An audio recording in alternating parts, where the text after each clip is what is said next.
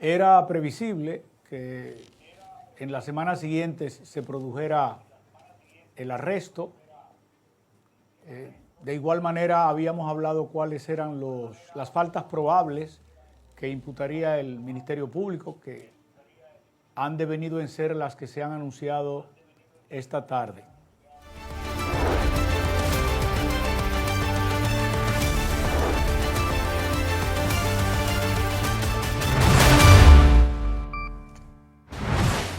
¿Qué tal? Muy buenas noches, bienvenidos. Aquí comienza La Mirada. Hoy es jueves 12 o 13. 12.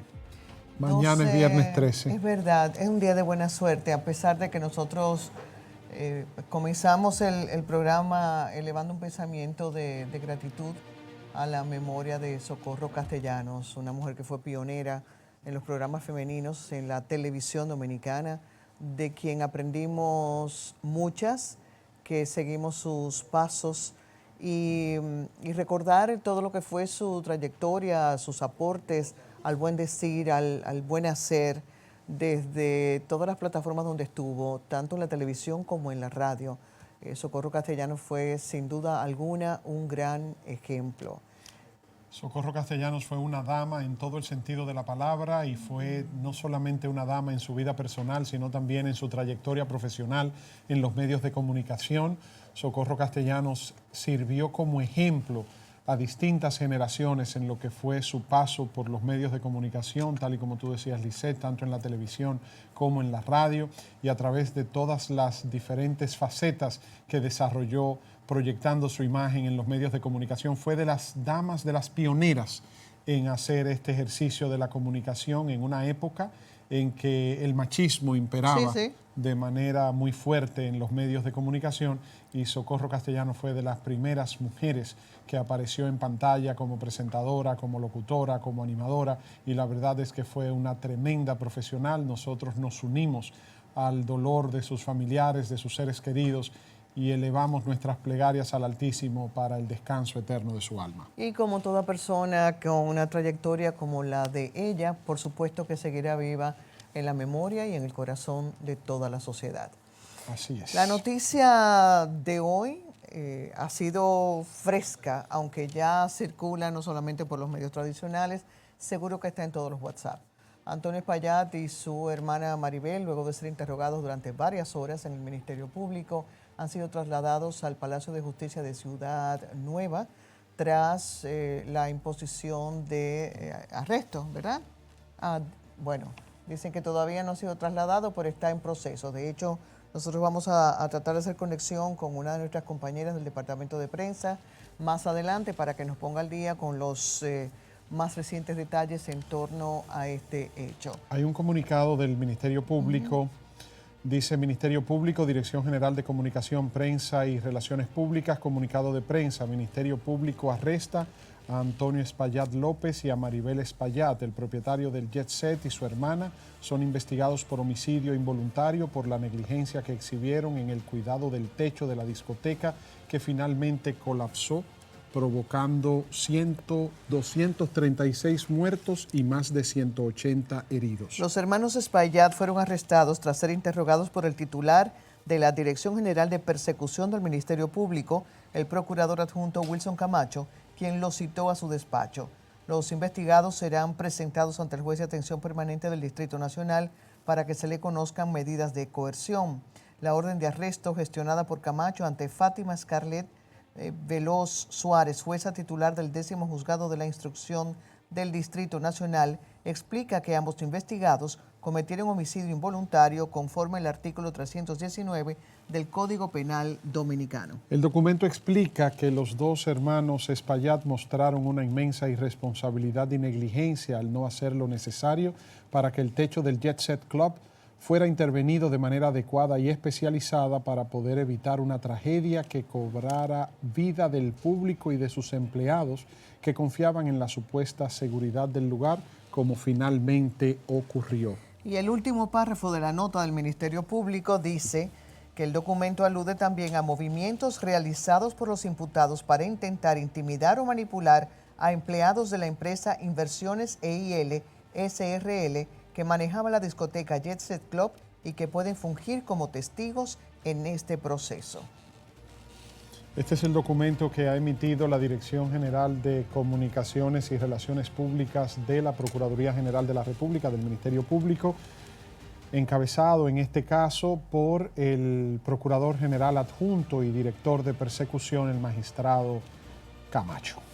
Tenemos ya conexión con el doctor Ángel Locuar, quien es abogado de una de las partes o de varias de las partes. El doctor Locuar está en su casa y nos ha permitido hacer esta conexión remota precisamente para conocer primero que todo sus impresiones sobre el proceso de esta tarde contra Antonio Espaillat y su hermana y luego cómo va el que sigue en favor de sus defendidos. Buenas noches, doctor Locuar. Gracias por aceptar esta comunicación remota. Buenas noches. ¿Pero por qué se fue? Buenas noches. No, estamos en el aire, estamos aquí, nos escucha. Buenas noches. ¿Aló? Se cayó. Vamos de nuevo, vamos a restablecer la conexión. Mientras restablecemos esa conexión, hay un detalle interesante y creo que trascendental para el proceso, que es el que menciona las declaraciones del empleado Gregory Adames, quien era el encargado de logística operativa de Jet Set Club. El señor Adames en sus declaraciones manifestó que él había advertido a Antonio Espaillat sobre las peligrosas condiciones de la estructura, incluso agregó que había sugerido que la fiesta fuera suspendida. Claro, cuando ocurrió el suceso fuera suspendida y que él hizo caso omiso. Por supuesto. Se habla también de que tenían conversaciones por WhatsApp donde él le pedía a eso iba, que no es solo una declaración, no son palabras, sino que aparentemente hay constancia de eso. Ya sí tenemos conexión con el doctor Locuar. Buenas noches, don Ángel. Buenas noches, ¿nos escucha? Buenas noches, ¿cómo les va? La última vez que estuve ahí te extrañé. Muchas gracias y yo lo disfruté desde donde estuve porque no había podido estar presente. Así que para mí un placer inmenso poder conversar con usted. ¿Cuál es su parecer sobre lo que ha sucedido esta tarde o sigue sucediendo contra Antonio Espaillat y su hermana Maribel? Bueno, como comentaba con Víctor, en la oportunidad en que estuve hace casi 2 meses, era previsible que en las semanas siguientes se produjera el arresto. De igual manera habíamos hablado cuáles eran las faltas probables que imputaría el Ministerio Público, que han devenido en ser las que se han anunciado esta tarde. Ahora el señor Espaillat está arrestado. Yo en esa oportunidad les decía que había negligencia inexcusable y que esa negligencia inexcusable dio paso a que se produjera la tragedia. Ahora lo que hay es que ver la responsabilidad también del Estado, la responsabilidad también de la alcaldía y el hecho de que el Estado el presidente ordene preparar un informe para dárselo al país y se le haya ocultado hasta este momento. No hay ninguna razón para que el gobierno no haya dado ese informe a la prensa y de esa manera podamos todos conocerlo. ¿No podrá ser parte de las pesquisas como parte de las investigaciones que está llevando a cabo el Ministerio Público y mantenerlo en fase secreta? No, Víctor, porque el peritaje del Ministerio Público es distinto al informe ordenado por el presidente. El presidente no tiene facultades. Sería inmiscuirse de manera obscena en una investigación penal. El presidente no tiene facultades para ordenar un informe y enviárselo a la Procuraduría General de la República. El peritaje de la Procuraduría está taxativamente establecido en el Código y es un peritaje mediante el cual no solo se designa peritos, se juramentan peritos, participan los abogados de las víctimas, los demandantes. En consecuencia, este informe que el presidente ordenó hacer al día siguiente de la tragedia y que desde el primer momento dijimos que no tenía esa comisión competencia para ese informe, pero desde luego que le preparen un informe para él ilustrarse no tiene nada de malo. Lo que tiene de malo es que hagan un informe gente sin ninguna competencia, ni por la ley que creó esa oficina, ni por la emisión de un decreto del presidente, y entonces se le envía en secreto al Ministerio Público, cuando el Ministerio Público con ese informe no puede hacer nada. Ese informe para lo único que servía era para ilustración de la población y entonces no se ha entregado.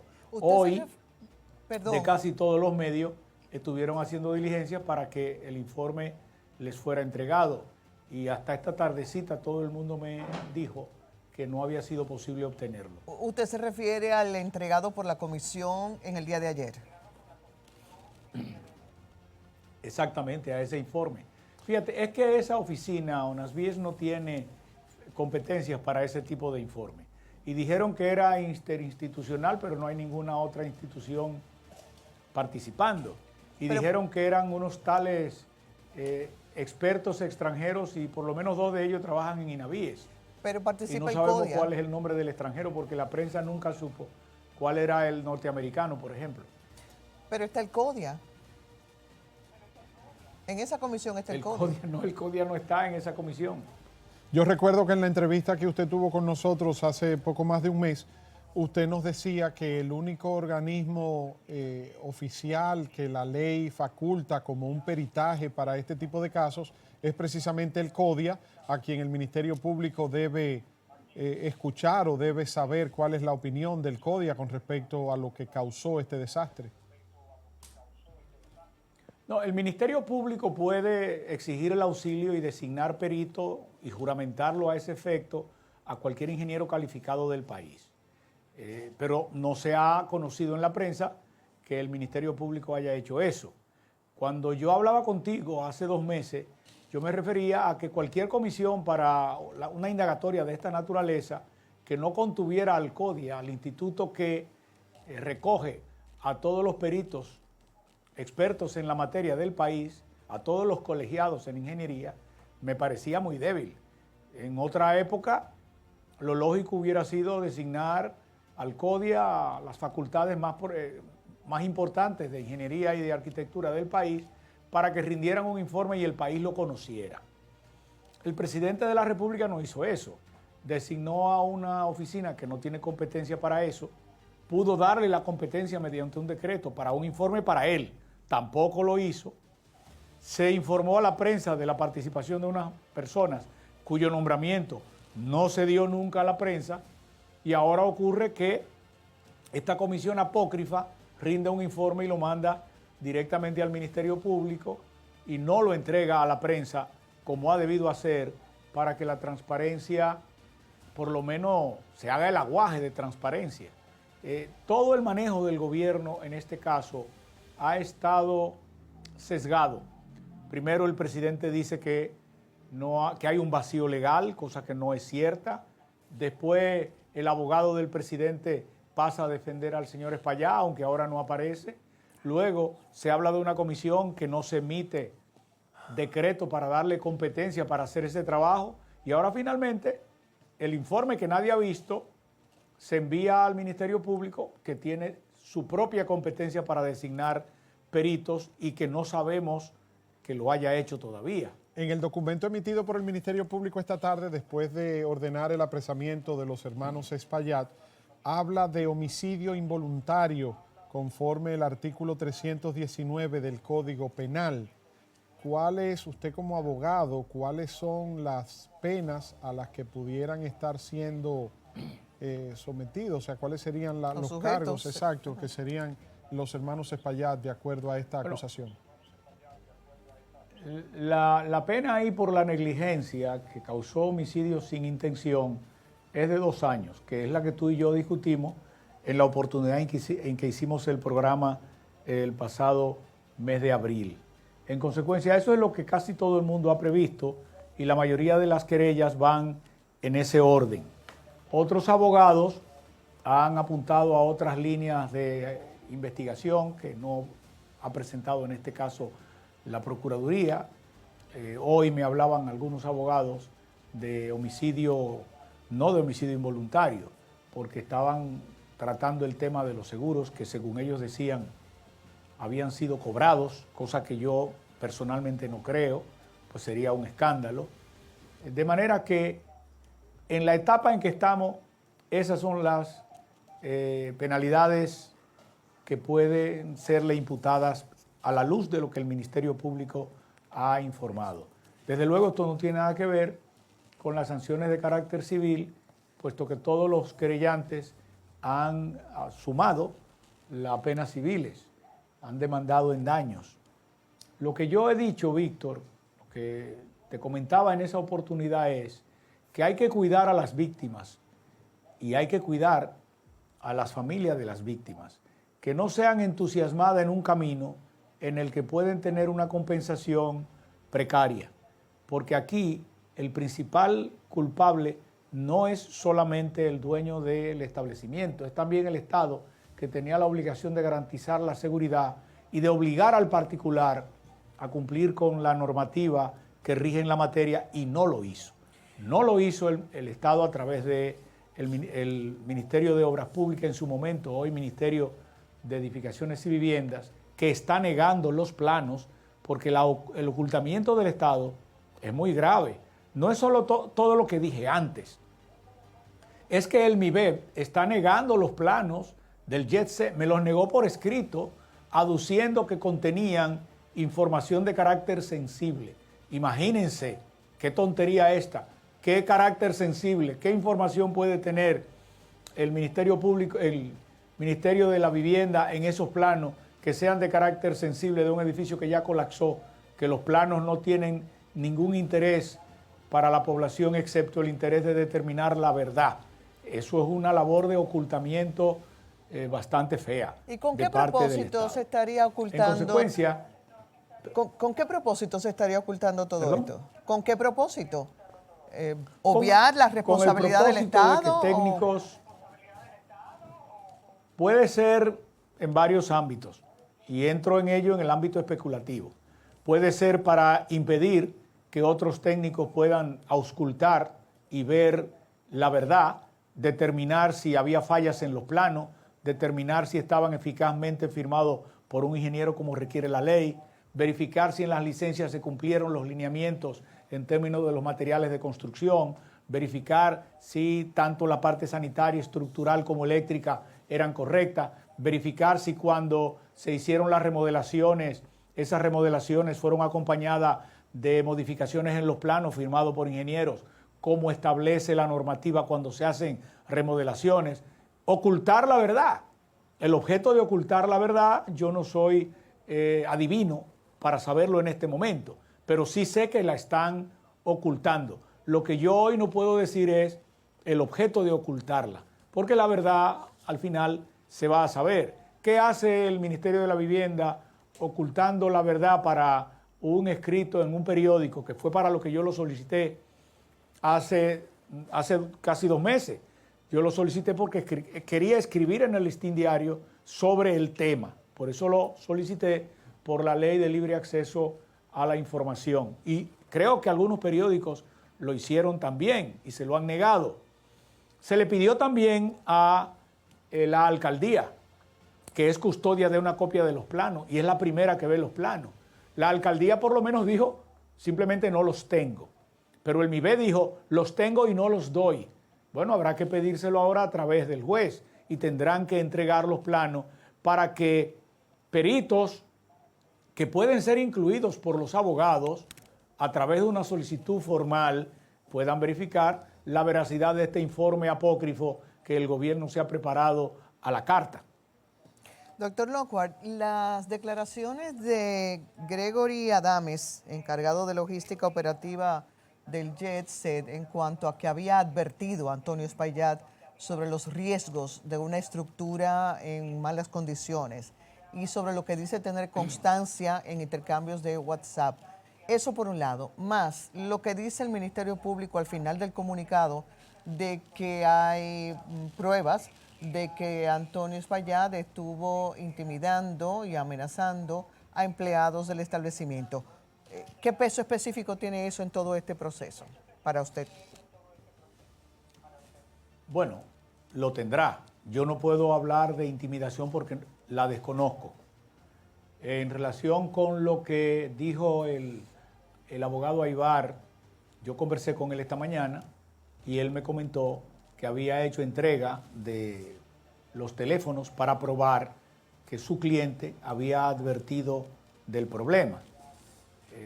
De hecho, cuando él deposite su querella, porque creo que hoy todavía no lo había hecho, o cuando el Ministerio Público extraiga la información, será una información disponible para todo el mundo cuando sea depositada en el expediente. Pero te voy a decir algo, eso ya lo había admitido el mismo Antonio Espaillá cuando dijo que en los últimos 30 años ahí siempre hubo filtraciones, que el yeso se caía, que había goteras. Ya eso es la confirmación de cuestiones que habían sido indicadas de manera previa. El valor de este testimonio es que aparentemente fue una advertencia la que hizo este señor previo al hecho, y eso le da una gravedad, una seriedad adicional. Bueno, también es importante señalar que usted muy bien lo explicó en la última entrevista que tuvimos, de que una parte es la acusación con carácter penal y otra cosa es la acusación de carácter de responsabilidad civil. Y ahí usted nos explicaba que ya para la parte de responsabilidad civil usted entendía que no era solamente el señor Espaillat, los hermanos Espaillat o los dueños de la discoteca los responsables civilmente, sino también usted mencionaba al Estado Dominicano y a la Alcaldía del Distrito Nacional. Así es, Víctor. Mira, si miramos el interés de las víctimas y de los sobrevivientes, y yo quisiera como englobar que cuando hablamos de víctimas, estamos hablando de los muertos, los heridos y las personas que le sobreviven, que también son víctimas del desastre. Cuando hablamos de 2 esposos que murieron y dejaron 3 niños que tenían esa noche su vida asegurada en la orfandad, estamos hablando de algo que debíamos procurar remediar en lo posible. Y para eso hay que procurar compensaciones mínimamente aceptables para garantizar de esos niños o de madres que perdieron a los hijos que eran su sustento, o de esposos o esposas que perdieron a su pareja que aportaba la mitad de los ingresos para el mantenimiento del hogar. Eso independientemente de los daños de carácter moral y de las personas que van a quedar tocadas el resto de la vida, algunas inhabilitadas para trabajar. Entonces, cuando hablamos de la gravedad de eso, 236 personas muertas y más de 180 personas heridas, cuando hablamos de todo eso, tenemos que ser prácticos si queremos proteger mínimamente a las víctimas y no dejarnos llevar solamente por el calor de las palabras que nos llenan el oído, que a veces se exceden en el calor o a veces se llenan de odio. ¿Por qué? Porque aunque se ha decomisado el patrimonio o una parte del patrimonio del señor Espaillat, que para eso primero hay que conseguir que se levante el velo corporativo de las otras sociedades en las que él participa, porque como te dije tempranamente en esa entrevista, esa sociedad, la que administraba Jet Set, es una sociedad de 100,000 pesos, el capital es 100,000 pesos. Y esa estructura que operando valía mucho dinero, destruido ese solar, en realidad no tiene un gran valor económico. Entonces, cuando tú reúnas a todas las personas dañadas, y ahí te incluyo muertos, parientes de muertos y heridos, y a todas esas personas tú le distribuyas el patrimonio que resulte localizable, más el hecho de que la irrupción siempre del Ministerio Público destruye patrimonios, es decir, que el patrimonio cuando se inicia la acción y el patrimonio cuando termina es notablemente inferior en el valor. Cuando tú ves eso, vas a concluir que no le va a tocar nada a las víctimas casi. Le van a tocar centavos. Y eso sí es una injusticia cuando el Estado, que también puede reparar, que también es responsable, que también está obligado, entonces se te queda fuera del proceso. El patrimonio de Antonio Espaillat, no importa la cantidad que se logre ubicar y decomisar para ese fin, para las víctimas, no decomisar, perdón, quizás estoy usando la palabra decomisar en un sentido técnicamente incorrecto. porque se decomisa a favor del Estado. No, el patrimonio que se logre ubicar y que los jueces un día tengan que distribuir entre las víctimas. Eso hace una rebatiña entre abogados y entre víctimas que no van a tocar casi a nada. Entonces, un Estado responsable que sabe que no ejerció la supervigilancia que debe y que no obligó al particular a cumplir la ley, que sabe que le falló a los ciudadanos que fueron ahí creyendo que eso era un lugar seguro, hace parte de la responsabilidad compensatoria. Y entonces, si tú podrías tener para las víctimas y sus familias, tú sí entonces podrías tener una cantidad compensatoria que sirva para garantizar básicamente, mínimamente si tú quieres, la vida de los niños huérfanos, la vida de los esposos o esposas que han quedado con su patrimonio familiar y sus ingresos familiares divididos, la vida de una señora que tiene 80 años, como hay varias, que no tiene ahora quien la mantenga, la vida de una persona. Yo tengo una cliente que se le rompió la cabeza y no puede dormir, se le rompieron las dos piernas y una parte de la columna le quedó averiada. En consecuencia, esa persona no va a poder trabajar el resto de su vida. Entonces, ahí hay que hacer un paquete. El gobierno tiene que admitir una responsabilidad y compensar, independientemente de la compensación de Antonio Espaillá, a los fines de que esa gente pueda ser atendida, por lo menos en lo básico. Y una pregunta. Mientras explicamos lo que estamos viendo en pantalla, tenemos en el cuadro inferior izquierdo imagen de la Procuraduría General de la República. Aquí abajo de nosotros. Correcto. Por donde saldría Antonio Espaillat, que todavía está ahí con su abogado y demás. Y en el recuadro de la derecha estamos viendo la zona cero. Adelante, Víctor. Sí, quería preguntarle, entonces, de acuerdo a lo que establece el código, si se identifica un patrimonio, digamos, de 100 pesos, y entonces se incauta, se adquiere, la justicia interviene ese capital y adquiere esos 100 pesos. Esos 100 pesos se tienen que distribuir en partes iguales a cada una de las querellas presentadas por las víctimas, por las personas que presentaron la demanda en responsabilidad civil. Esa va a ser una labor del juez. Y va a ser una labor muy difícil. Porque ante Dios todos somos iguales y ante la ley. Pero la verdad es que el valor de las personas tiene que lograr establecerse mediante algún mecanismo más práctico. Es que no es lo mismo, perdóneme, tiene el mismo pero valor económico una persona de 80 años que una persona de 20. Pero perdóneme, por ejemplo, me motiva no más tiene el mismo valor. Me motiva más la pregunta por lo siguiente. No es lo mismo la indemnización que merece un niño de 10 años que haya perdido a sus dos padres en la tragedia que un joven de 25 o 30 que haya perdido a uno de sus dos progenitores. ¿O estoy equivocado? Bueno, habrá muchas particularidades, Víctor. Y te decía, por ejemplo, hace un rato, como tú y yo hicimos esa noche un ejercicio sin muertos, hagámoslo sin muertos para que no haya sensibilidad ofensa innecesaria. Claro. Si tú tienes dos personas, si tú tienes dos hombres, por ejemplo, y hay un hombre que es albañil, y como albañil gana 30, 40 mil pesos mensuales, trabajando con su brazo, y por alguna razón pierde el brazo y el seguro tiene que compensarle el brazo. Bueno, va a pagar una suma, de hecho quizás hasta podría tener una póliza, va a pagar una suma en función de la producción que ese individuo tenía, que ya no va a poder ejecutar el resto de su vida tal vez, y entonces la compensación tiende a ser equivalente, o se procura que sea equivalente al daño económico recibido. Hoy, y si el que pierde el brazo es un pitcher de Grandes Ligas que tiene el brazo asegurado en $100 millones, ¿valen iguales los dos brazos? Claro que no valen iguales.